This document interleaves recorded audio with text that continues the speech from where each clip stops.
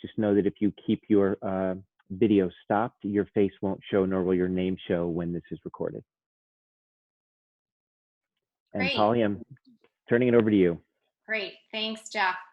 So welcome everyone, N-5, for those of us, or for those of you that are joining us again, welcome back. And if you're joining us for the first time, glad you're here. It's a nice weekly opportunity for us to connect with you and you to connect with some faces and people in different roles. So thanks for being a part of it.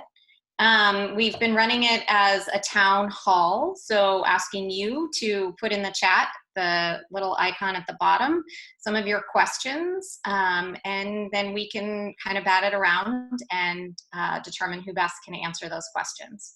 So on the forum today, we have Adam Rohde, who many of you might have joined on Tuesday afternoon in his town hall. We have Jackie Jenkins and Nina Bassinet from Upper Elementary, and Ann Allen and Trudy Davis from Lower Elementary, Laura Moore, our middle school counselor, 6 through 8, and Dr. Jeff DeTesso, upper school psychologist. I think I got them all. Chris and Jana. Oh, excellent. I see I can't see everybody all at the same time, or I choose not to. How about that? But before we get started, Trudy, Jackie, anybody want to, Adam, say any words? No need, but no? Okay. So I'm just going to jump right in and ask how it's going. Ask how you're doing, and share a little bit. Last week I shared some thoughts on what I've been experiencing and hearing from all of you, or many of you. We talked about sleep, we talked about diet, we talked about screen time. This week I've been batting some different questions around from parents and from teachers, just about where are we going with all this, right? This is hard, it's long. We're in week 4, going into week 5, where we know there's a little bit of a dip in engagement at times. We're experiencing many kids that are super locked in and want more. They've got their color-coded charts and graphs and things like that. And then there are some that just aren't as engaged or don't want to be on another Zoom call. It's really those conversations that I'm more a part of and hearing more about. I think we want to acknowledge just that this is really hard and really long for the kids, for the teachers, for the parents. And I think one of the things that has come about in a couple different conversations of late is, how do I get my child to participate in a Zoom call? Why aren't they wanting to be a part of that communication? Why aren't they wanting to be with the classmates and the teacher?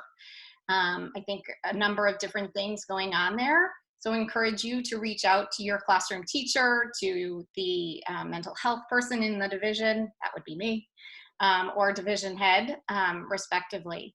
Because there are lots of different reasons why that might be the case. Some kids just are afraid to share their answers. They may not be as quickly able to pull together responses as some others. So we want to hear what you're seeing in your own children. We as educators know what we're seeing, but you handle this the other 23 hours out of the day. So really important to be in communication with the teacher and let them know what they're grappling with. I had one conversation actually just yesterday with a parent, and they were really struggling to have their child kind of participate and lock in. And we brainstormed some different ideas. We brainstormed maybe switching the roles and having the child be the teacher, and kind of changing it up a little bit. Having that may kind of make it a little bit more fun and playful at times. We talked about maybe even doing some math problems in your bathtub, like on your walls with washable paint or markers, right? Go outside with chalk when it's not raining. Make it fun, make it engaging to the best that you can, and then step back and say, you know what, we need to just call it, right? I think we've said in each and every one of these times and in the videos we've put together, the most important thing is the relationship you share with your children, and reminding yourselves that you're doing the best you can. And you may need a break at times. Perfect opportunity to kind of be a role model for your own children when that is the case. But just reminding yourselves at the end of the day, if everybody got a shower or a bath, how great is that, right? If they got their homework done and were engaged, even better. But be kind to yourselves and remember that that's really most important. Sorry, I do a lot of talking in the beginning. And I want to just pause for a moment and give other people time to chime in, maybe more from the divisions in terms of what you're seeing and hearing in terms of where we are in week 4 and 5.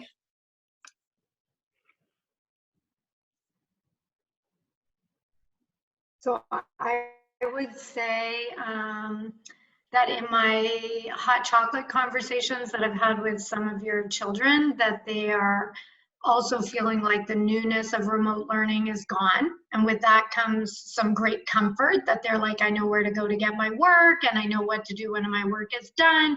But what some of them are missing is having a teacher there who kind of prods them along. So they're like, it's hard to get the work done sometimes, especially in homes where the expectation is that they have to be more independent because their parents are working in another room.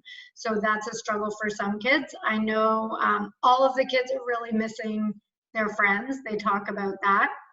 And I wanted to actually bring up that while there is social opportunity in the Zoom world of school, it's important for parents to be thinking about the social opportunities they can provide for their children outside of school. So if your child wants to have a Zoom just with their best 2 friends to play Boggle or something like that, I know that means more online time, but that's a much better social connection for them than it is for them when they're in a morning meeting with the whole class. So be thinking about play dates and those special connections, especially for children who you feel are really missing their friends.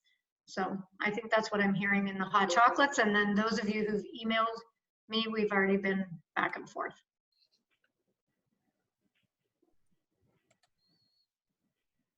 Yeah, I'm happy to jump in there and kind of just saying, along the same lines that you were saying, Polly, in terms of the newness wearing off, that's certainly what we're seeing.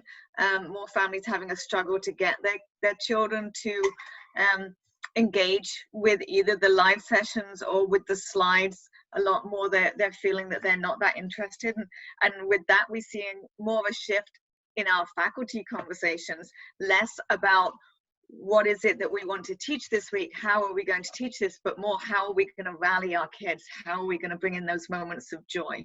And that's what a lot of our conversations are now turning to, knowing that the learning is kind of, that's underway, that's going now, but we want to keep the kids engaged, we want to keep them feeling happy, and looking more at those rallies and those joys. So I'm hoping that you'll see some of that coming through more, and seeing what that does for your family, but know if you're seeing these things at home and your children are less engaged, you're not the only one. That is a pretty familiar pattern that we're seeing across the nursery through grade 2 grade levels right now.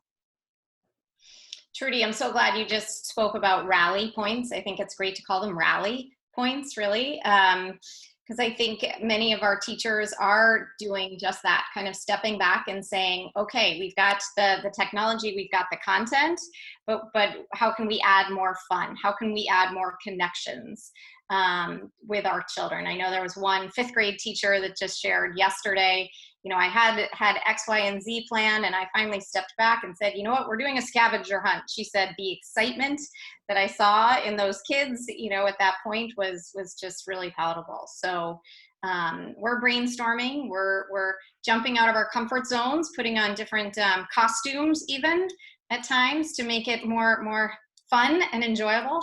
So, you know, we're trying, but I think really important. Glad you mentioned that.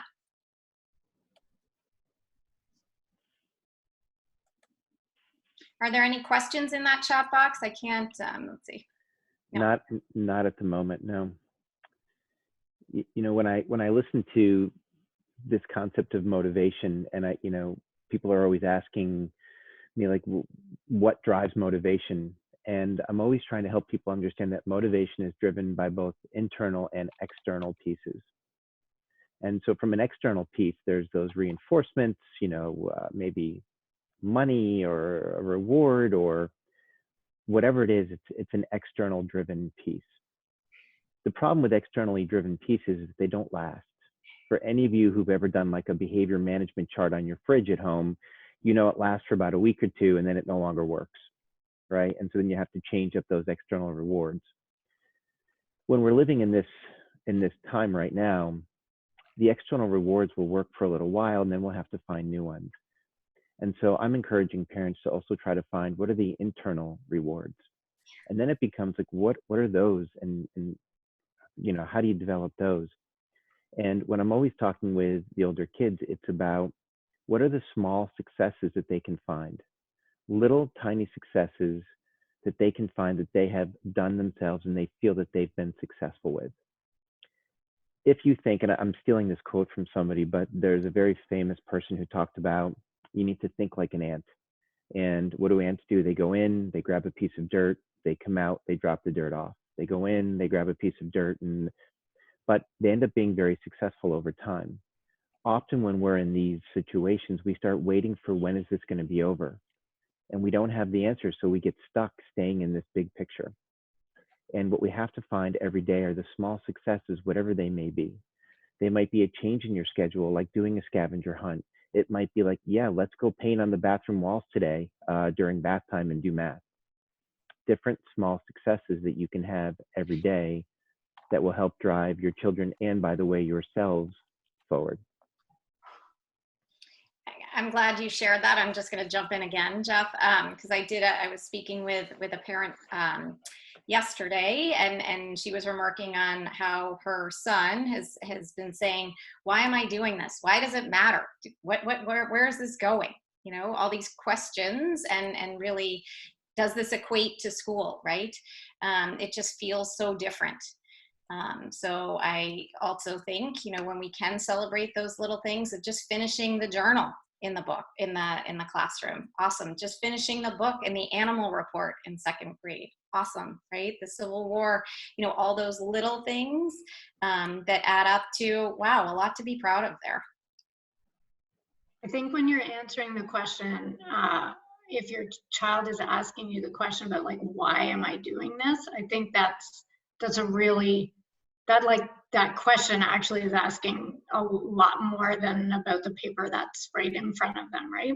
So I think that's where you pause and you go, what do you mean? Like, why are we doing this? Like, why do we go to school? Or why are you doing, like, that's just a really big loaded question. Why are we doing this? So I think that's when, and we talked about this a few weeks ago, but this is where you lean into, this is where you're learning different skills. Like, yes, it's about the paper, the poem the I Am poem you wrote in third grade, but it's actually about like committing to something and starting something and finishing it and showing resilience and being proud of your work and being part of your whole class is working on this. So this is about being part of a team. And also, if that question is coming too much, then you stop, right? Then you don't get in the battle there. So I think whenever there's a question, it's not so much the question, it's where's the question coming from. The same way we talked about before, like if there's anger coming, anger comes from fear. So why are they angry? What are they nervous about, So all of these little behaviors are always signals for something deeper. So it's hard as a parent always to like step back and go, what is really going on? But this is the time to be asking that question with almost every behavior. What is really going on? What is this behavior signaling for me?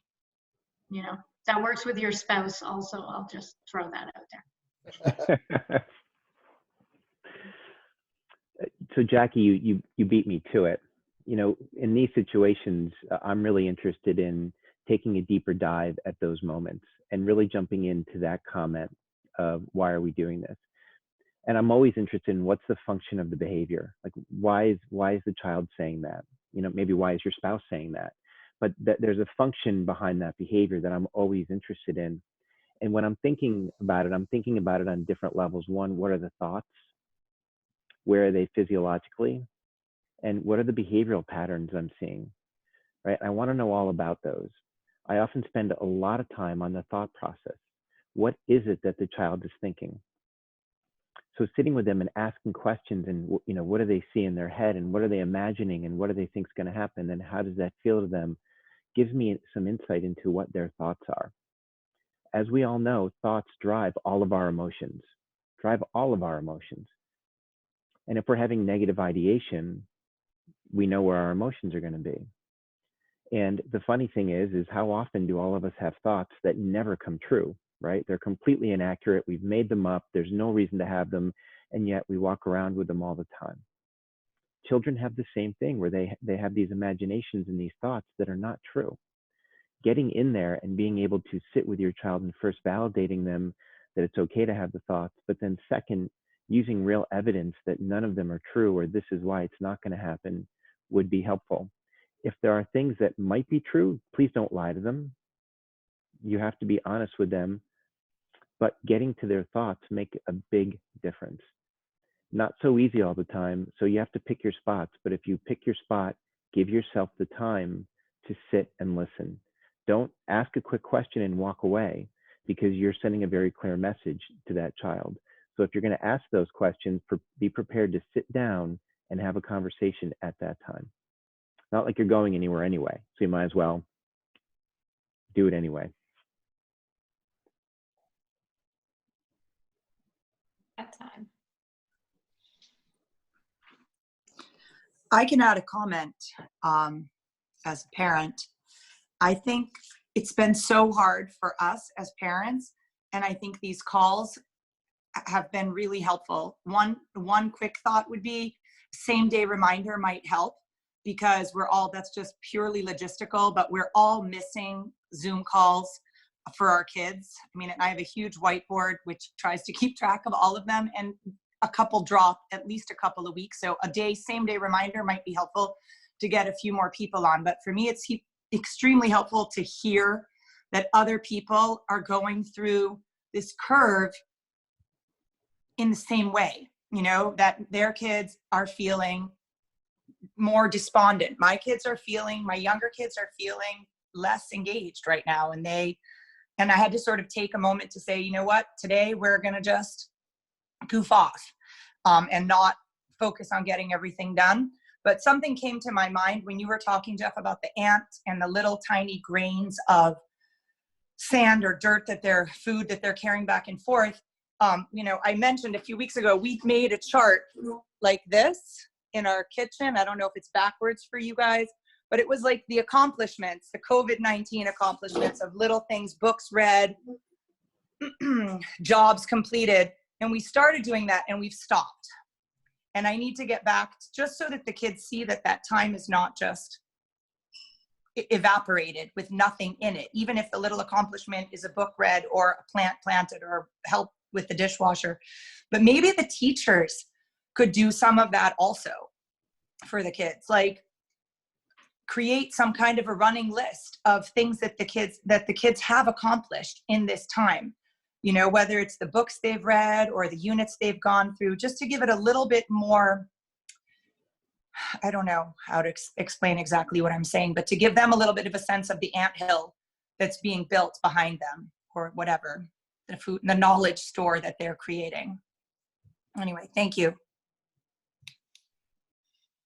So I love that idea. And in speaking to a variety of different teachers, I know many of them have sort of a gratitude wall or gratitude moment, either a live or, an opportunity to express things that they're thankful for, but love the idea of kind of noting what they've done this week. So thanks for sharing that. I think for other parents who heard that or saw that, what's very impactful for younger children is that's a physical representation. So for your children who are in elementary school, they are very concrete, as you know. So building some kind of display on the wall, or like a rock tower, or like a Lego tower of accomplishments, something that is like a physical representation is much more powerful than saying, you know, you did great, or what are you happy for today? Because you all know by tomorrow they've forgotten, right? They're like, yesterday, what was yesterday? I mean, all of us right now are like, yesterday, what was yesterday? It's like Groundhog Day. So that physical representation piece, I think, is really important. You also brought up another piece about meaning making. And I think this is a time that for kids and for adults, we're all struggling for meaning making, right? Like for us working at school, we can find meaning. Like we feel like there's a lot of meaning in the work we're doing and supporting lots of families and getting through this and supporting the faculty. So we are making meaning. So for kids, they make meaning through like working on projects together at school and through like playing with friends and building relationships. So right now they're like, how am I making meaning? What is the meaning?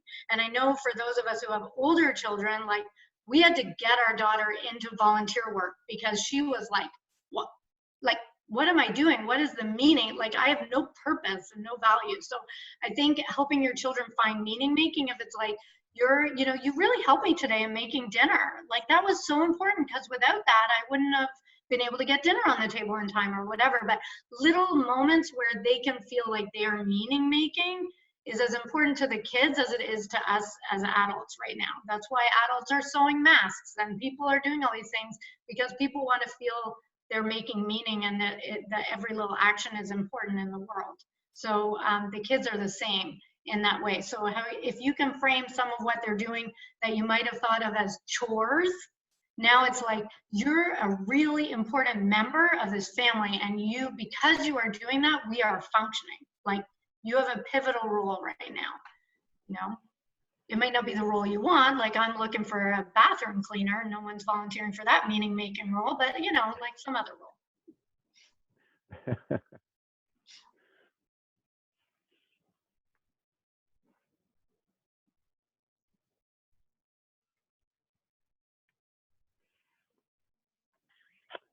While we wait for a question, I do want to just make a comment that this is a very common trend that we're seeing. So, you know, you're not in this alone.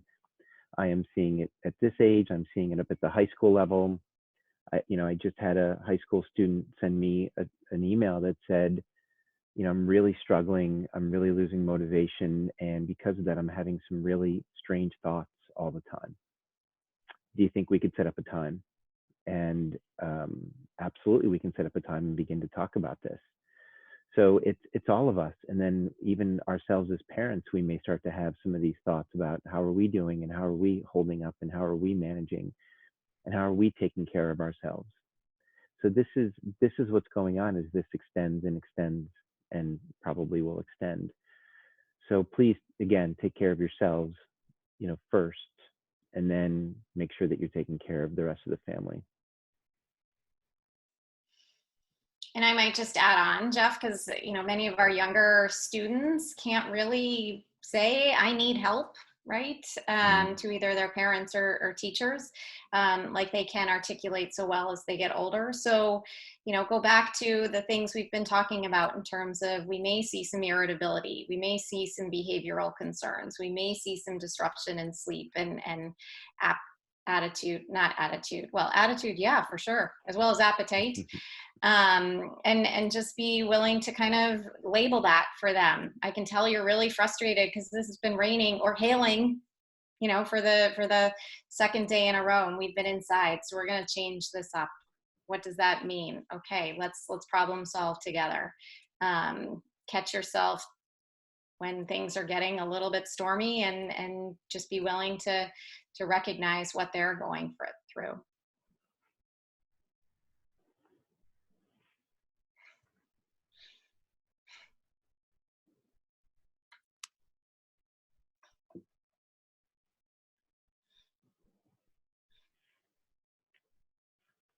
Well, please know that, you know, you've got a large team of people that continue to be here as resources for you, for your kids.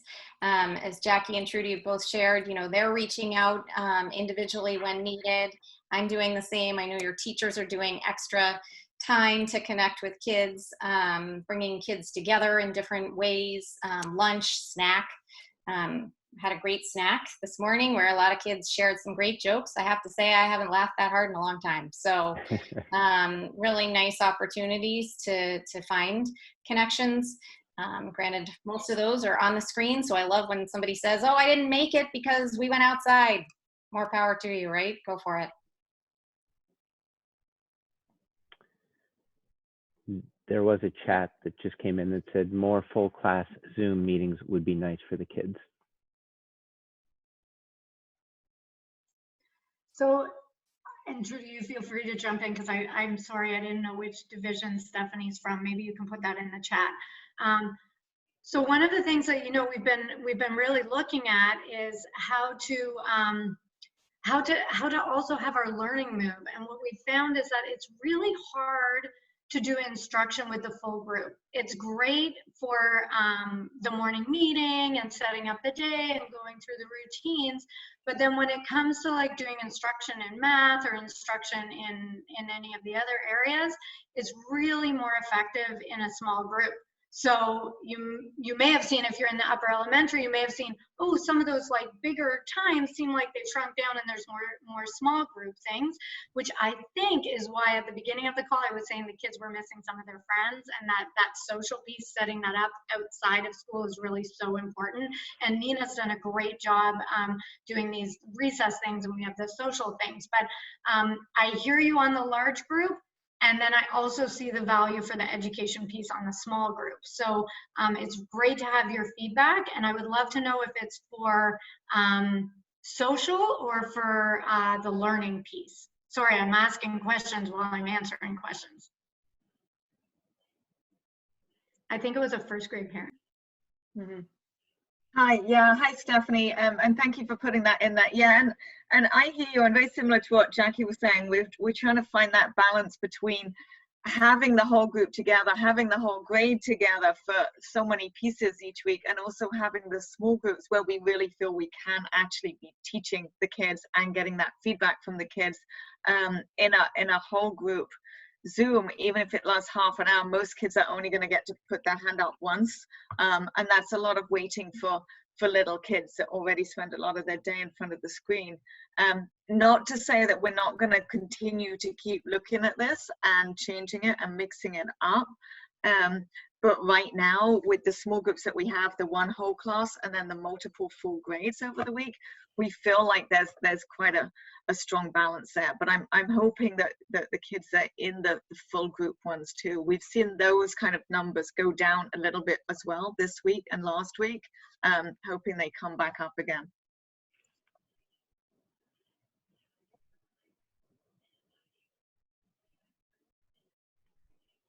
Is there a parent survey going out this week? Went out this morning. Great. It's already out.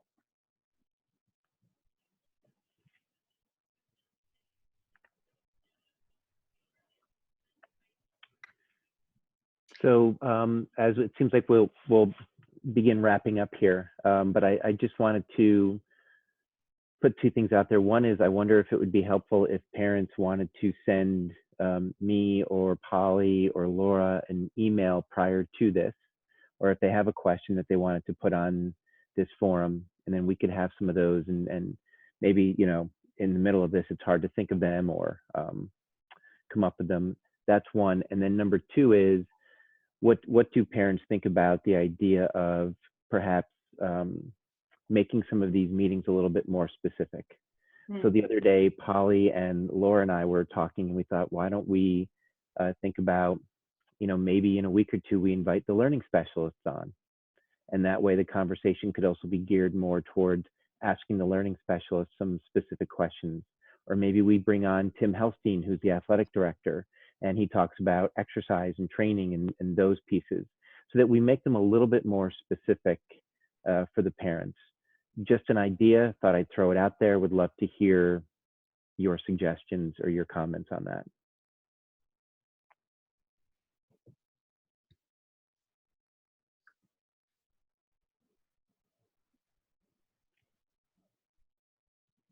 While you're thinking, there were two more comments, and they were, my third grader has 3 class meetings a week.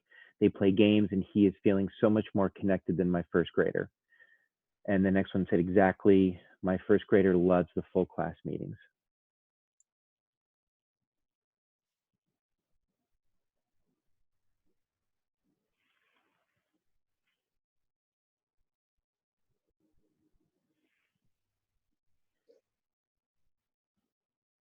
So I would, I think having a session on how do we maintain this, some of those pieces. I know one of the things that's coming up for the upper elementary is that the kids are more and more independent, but then not developmentally really ready to manage their day for 4 hours on their own. And I know that our team has lots of great ideas for that. So that's certainly like a little sub short meeting we could have on that topic, but I would love to hear other topics from parents that would be useful for them.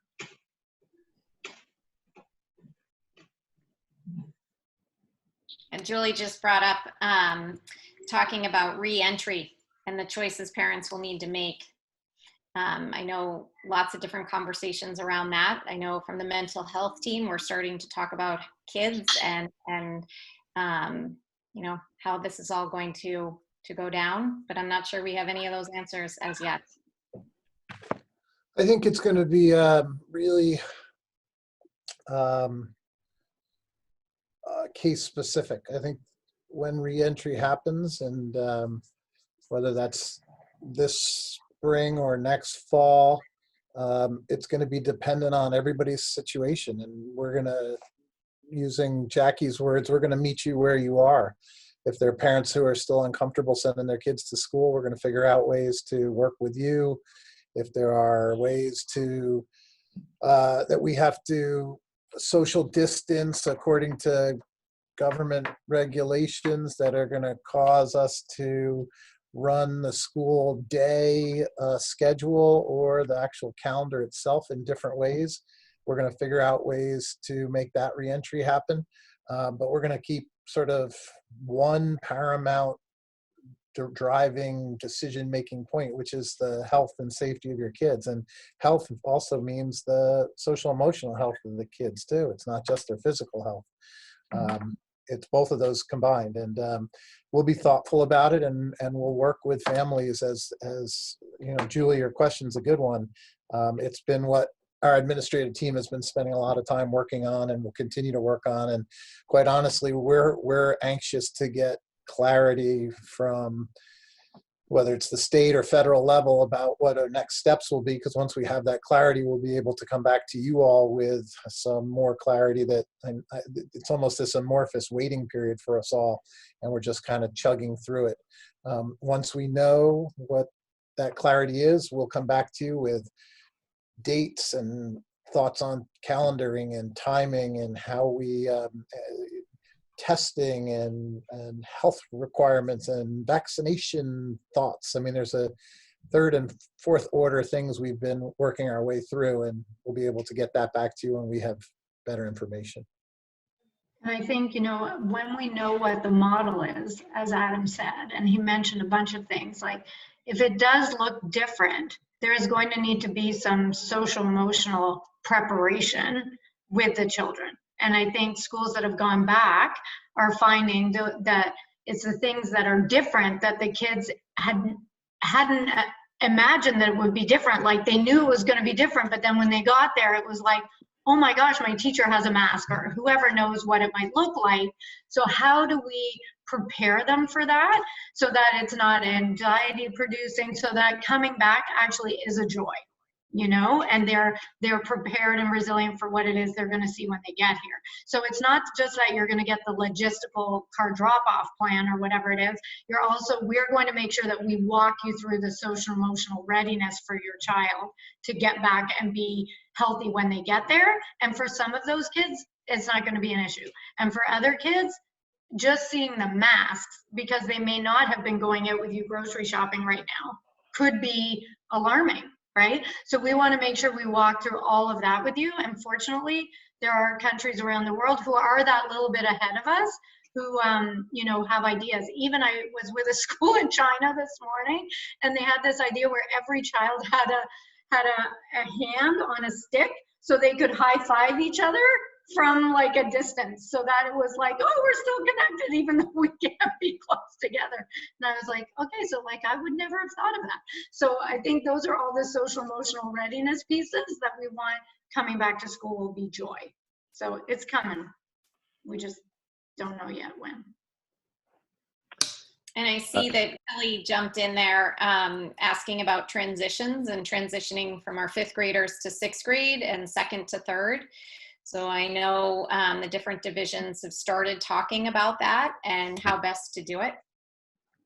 Great. So Trudy's team's been way ahead of my team on planning for the 2nd graders coming up. So she has a great plan in place for the 2nd graders coming your way.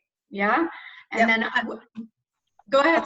I'm happy just talk a little bit about that. So the teachers have been planning for that and are super excited. And then, you know, and it involves a lot of different people from Jackie's division and also other people as well. But having 3rd grade teachers come to the 2nd grade meeting so that the kids are in that, having the students see what a 3rd grade morning meeting is like, having a virtual tour around the building, looking for that special celebration project.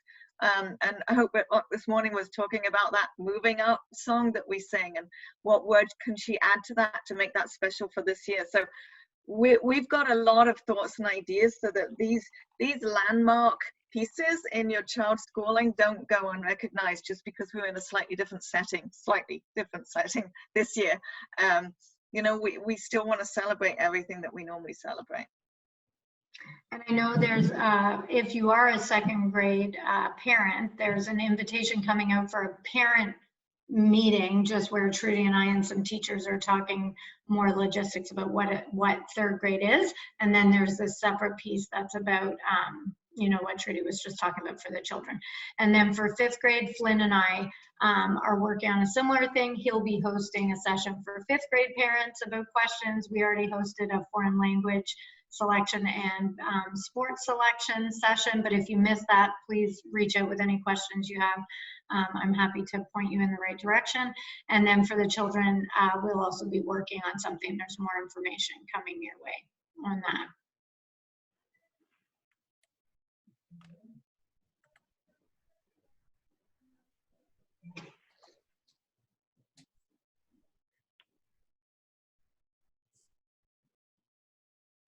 Okay, I think we can call it. And again, if you have some questions ahead of time, you want to send them to me or to Polly or to Laura, please do so. And then we will talk behind the scenes about seeing if we can get some specialists in and then give you a heads up on who that's going to be and what that's going to look like going down the road. Okay? Thanks, All right. Jeff. Bye, everybody. Bye. Be well.